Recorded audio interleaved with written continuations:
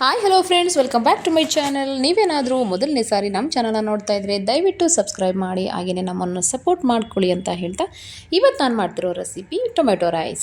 4 ದಪ್ಪ ಟೊಮೆಟೊ ತೊಗೊಂಡಿದ್ದೀನಿ, ಹಾಗೆ ಒಂದೆರಡು ಚಿಕ್ಕದಾಗಿರ್ತಕ್ಕಂತಹ ಈರುಳ್ಳಿ ತೊಗೊಂಡಿದ್ದೀನಿ, ಮತ್ತು ಕರಿಬೇವಿನ ಸೊಪ್ಪು ತೊಗೊಂಡಿದ್ದೀನಿ, ಶುಂಠಿ ಮತ್ತು ಬೆಳ್ಳುಳ್ಳಿ ಇವೆರಡನ್ನೂ ಕೂಡ ಸಣ್ಣದಾಗಿ ಕಟ್ ಮಾಡ್ಕೊಂಡಿದ್ದೀನಿ. ಇದನ್ನು ಆಮೇಲೆ ಮಿಕ್ಸಿನಲ್ಲಿ ಗ್ರೈಂಡ್ ಮಾಡ್ಕೋಬೇಕಾಗುತ್ತೆ. ಈಗ ನಾನು ಸ್ಟವ್ ಆನ್ ಮಾಡ್ತಾಯಿದ್ದೀನಿ. ಸ್ಟವ್ ಆನ್ ಮಾಡಿ ಅದಕ್ಕೆ ಸ್ವಲ್ಪ ಬಿಸಿ ಆದಮೇಲೆ ಎಣ್ಣೆನ ಹಾಕ್ಕೊಳ್ಳಿ. ನಿಮಗೆ ಬೇಕಾದರೆ ತುಪ್ಪ ಕೂಡ ಆ್ಯಡ್ ಮಾಡ್ಕೋಬೋದು. ನಾನಿಲ್ಲಿ ಎಣ್ಣೆ ಮಾತ್ರ ಹಾಕ್ತಾಯಿದ್ದೀನಿ. ಸ್ವಲ್ಪ ಟೇಸ್ಟಿಗೋಸ್ಕರ ಒಂದು 3 ಸ್ಪೂನು ನಾನು ಎಣ್ಣೆನ ಜಾಸ್ತಿ ಹಾಕ್ತಾಯಿದ್ದೀನಿ. ಇಷ್ಟು ಎಣ್ಣೆನ ಹಾಕ್ತಾಯಿದ್ದೀನಿ. ಇವಾಗ ಈ ಎಣ್ಣೆ ಚೆನ್ನಾಗಿ ಕಾಯಬೇಕಾಗುತ್ತೆ. ಇವಾಗ ಎಣ್ಣೆನ ಹಾಕಿದ್ದೀನಿ. ಎಣ್ಣೆ ಬಿಸಿ ಆಗ್ತಾಯಿದೆ.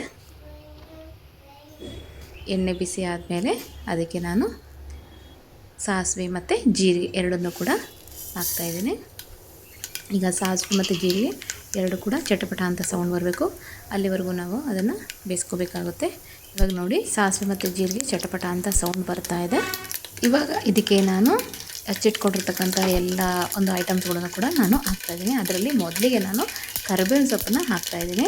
ಕರಿಬೇವಿನ ಸೊಪ್ಪನ್ನ ತಿನ್ನೋದು ತುಂಬ ಒಳ್ಳೆಯದು, ಅದರಲ್ಲೂ ಕೂಡ ಎಸ್ಪೆಷಲಿ ನಿಮ್ಮ ಕಣ್ಣುಗಳಿಗೆ ತುಂಬ ಒಳ್ಳೆಯದು. ಕರಿಬೇವಿನ ಸೊಪ್ಪು ಹಾಕಿದ ಮೇಲೆ ಒಂದು 2 ಒಣಮೆಣಸಿನ್ಕಾಯಿನ ನಾನು ಈ ಥರ ಮುರಿದು ಹಾಕ್ಕೊತಾ ಇದ್ದೀನಿ. ಸ್ವಲ್ಪ ಒಂದು ಫ್ಲೇವರ್ಗೋಸ್ಕರ ಅಷ್ಟೇ ನಾನು ಹಾಕ್ಕೊತಾ ಇರೋದು. ಮತ್ತು ಸಣ್ಣದಾಗಿ ಹಚ್ಚಿಟ್ಟಿರ್ತಕ್ಕಂತಹ ಈರುಳ್ಳಿನೂ ಕೂಡ ಇದರಲ್ಲಿ ಹಾಕ್ತಾಯಿದ್ದೀನಿ.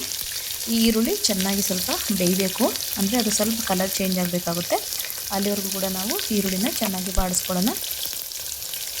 ಈರುಳ್ಳಿನೆಲ್ಲ ನಾನು ಇವಾಗ ಹಾಕಿ ಅದನ್ನು ಚೆನ್ನಾಗಿ ಬಾಡಿಸ್ಕೊಳ್ತಾ ಇದ್ದೀನಿ.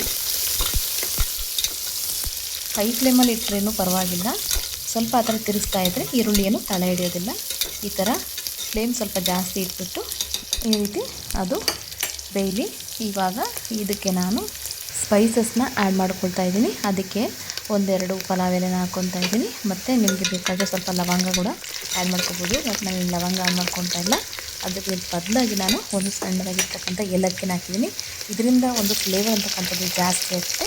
ಇವಾಗ ನಾನು ಚಿಕ್ಕದಾಗಿ ಕಟ್ ಮಾಡ್ತಿರ್ತಕ್ಕಂತಹ ಟೊಮೆಟೊ ಇದೆಯಲ್ಲ, ಆ ಟೊಮೆಟೊನು ಕೂಡ ಇದರಲ್ಲಿ ಹಾಕಬೇಕು. ಟೊಮೆಟೊನು ಕೂಡ ಚೆನ್ನಾಗಿ ಬೇಯಿಸ್ಕೋಬೇಕು. ನಾವು ಎಷ್ಟು ಕಟ್ ಮಾಡ್ಕೊಂಡಿದ್ವಲ್ಲ ಅಷ್ಟು ಟೊಮೆಟೊನು ಕೂಡ ಇವಾಗ ನಾನು ಇದರಲ್ಲಿ ಹಾಕ್ತಾಯಿದ್ದೀನಿ. ಟೊಮೆಟೊ ಹಾಕ್ಬಿಟ್ಟು ಅದನ್ನು ಚೆನ್ನಾಗಿ ಬಾಡಿಸ್ಕೊಡಿ.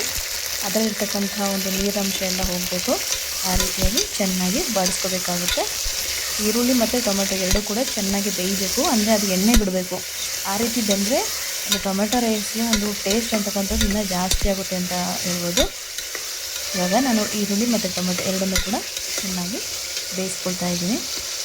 ಇವಾಗ ಇದಕ್ಕೆ ನಾನು ಅರಿಶಿನ ಪುಡಿಯನ್ನು ಹಾಕ್ಕೊಳ್ತಾ ಇದ್ದೀನಿ. ಅರಿಶಿನ ಪುಡಿ ಹಾಕೋದ್ರಿಂದ ಬೇಗ ಟೊಮೆಟೊ ಮತ್ತು ಈರುಳ್ಳಿ ಚೆನ್ನಾಗಿ ಬೇಯುತ್ತೆ.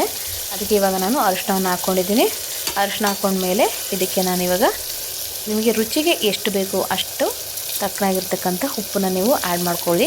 ಈ ಅರಿಶಿನ ಮತ್ತು ಉಪ್ಪು ಇವೆರಡನ್ನೂ ಹಾಕೋದ್ರಿಂದ ತರಕಾರಿಗಳು ಬೇಗ ಬೇಯುತ್ತೆ ಆ್ಯಕ್ಚುಲಿ. ಅದಕ್ಕೆ ಇವಾಗ ನಾನು ಟೊಮೆಟೊ ಮತ್ತು ಈರುಳ್ಳಿ ಬೇಗ ಬೇಯೋಕ್ಕೋಸ್ಕರ ಅರಿಶಿನ ಮತ್ತು ಉಪ್ಪನ್ನು ಎರಡನ್ನೂ ಹಾಕ್ಕೊಂಬಿಟ್ಟು ನೀಟಾಗಿ ಅದನ್ನು ಬೇಯಿಸ್ಕೊಳ್ತಾ ಇದ್ದೀನಿ. ಆವಾಗವಾಗ ಅದು ತಿರುಗಿಸ್ತಾ ಇರಬೇಕು, ಇಲ್ಲಾಂದರೆ ಅದು ತಳ ಹಿಡಿಯುತ್ತೆ. ಅದಕ್ಕೋಸ್ಕರ ಆವಾಗವಾಗ ತಿರುಗಿಸ್ಕೊಡಿ. ಇವಾಗ ನೋಡಿ ಎಷ್ಟು ಚೆನ್ನಾಗಿದೆ, ಬೇಯ್ತಾ ಇದೆ ಟೊಮೆಟೊ ಮತ್ತು ಈರುಳ್ಳಿ ಎರಡೂ ಕೂಡ. ನೋಡಿ ಎಣ್ಣೆ ಕಾಣಿಸ್ತಾ ಇದೆ ನಿಮಗೆ.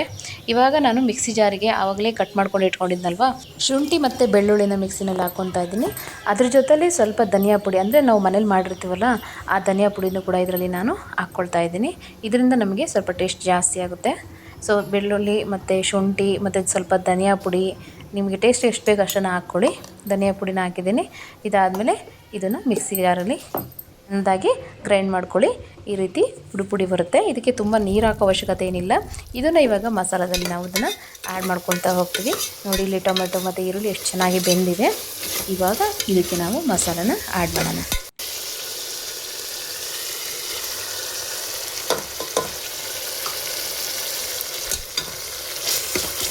ಮಸಾಲೆ ಎಲ್ಲ ಹಾಕಿದ್ಮೇಲೆ ಚೆನ್ನಾಗಿ ಅದು ಮಿಕ್ಸ್ ಆಗಬೇಕು. ಅದಕ್ಕೋಸ್ಕರ ಇವಾಗ ನಾನು ತಿರುಗಿಸ್ತಾ ಇದ್ದೀನಿ. ಮಸಾಲೆ ಎಲ್ಲ ಚೆನ್ನಾಗಿ ಅದು ಇಟ್ಕೋಬೇಕಾಗುತ್ತೆ ಟೊಮೆಟೊ ಮತ್ತು ಈರುಳ್ಳಿ ಇದಕ್ಕೆ. ಇವಾಗ ನೋಡಿ ನಮ್ಮದು ಟೊಮೆಟೊ ರೈಸ್ಗೆ ಏನು ಬೇಕೋ ಅಷ್ಟು ಮಸಾಲೆ ಇವಾಗ ರೆಡಿಯಾಗಿದೆ.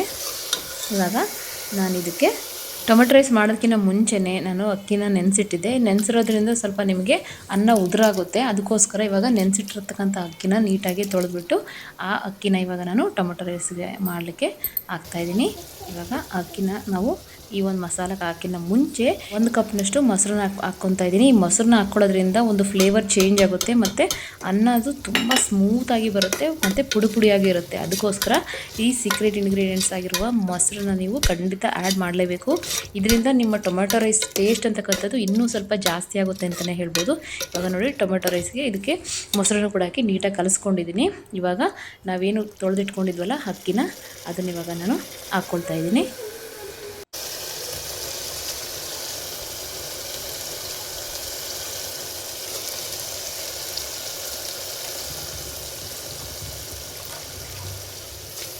ಅಕ್ಕಿನ ಹಾಕೊಂಡ್ಮೇಲೆ ಒಂದ್ಸರಿ ನೀಟಾಗಿ ತಿರ್ಸ್ಕೊಳ್ಳಿ. ಈ ರೀತಿ ಆಗುತ್ತೆ. ಇವಾಗ 1 ಗ್ಲಾಸ್ ಅಕ್ಕಿಗೆ 2 ಗ್ಲಾಸ್ ನೀರು ಥರ ಮೆಷರ್ಮೆಂಟ್ ಇಟ್ಕೊಂಡು ಇವಾಗ ನಾನು ನೀರನ್ನ ಹಾಕ್ತಾಯಿದ್ದೀನಿ. ನೀರನ್ನ ಹಾಕಿದ ಮೇಲೆ ಇದನ್ನು ನಾವು 2 ವಿಷಲ್ ಇದಕ್ಕೆ ಸಾಕಾಗುತ್ತೆ. ಇಲ್ಲ ನಿಮಗೆ ತುಂಬ ಪುಡಿ ಪುಡಿಯಾಗಿ ಬೇಕು ಅಂದರೆ ಬೇಕಾದರೆ 1 ವಿಷಲ್ ಕೂಡ ನೀವು ಆಫ್ ಮಾಡ್ಕೋಬೋದು. ನಾನಿಲ್ಲಿ 2 ವಿಷಲ್ನ ಹಾಕಿಸ್ಕೊಳ್ತಾ ಇದ್ದೀನಿ. ಇವಾಗ ರುಚಿಗೆ ತಕ್ಕಷ್ಟು ನಿಮಗೆ ಖಾರಕ್ಕೆ ಎಷ್ಟು ಬೇಕೋ ಅಷ್ಟು ನೀವು ಹಾಕ್ಕೊಳ್ಳಿ. ತುಂಬ ಖಾರ ಬೇಕು ಅಂದರೂ ಸ್ವಲ್ಪ ಖಾರದ ಪುಡಿ ಜಾಸ್ತಿ ಹಾಕ್ಕೊಳ್ಬೋದು. ಖಾರ ಕಡಿಮೆ ಬೇಕು ಅಂದರೂ ಸ್ವಲ್ಪ ಖಾರದ ಪುಡಿನ ಕಡಿಮೆ ಮಾಡಿಕೊಂಡು ಒಂದ್ಸರಿ ನೀವು ಇದನ್ನು ಟೇಸ್ಟ್ ನೋಡಿ, ನಿಮಗೆ ಗೊತ್ತಾಗುತ್ತೆ ಖಾರ. ಇವಾಗ ಇದಕ್ಕೆ ನಾವು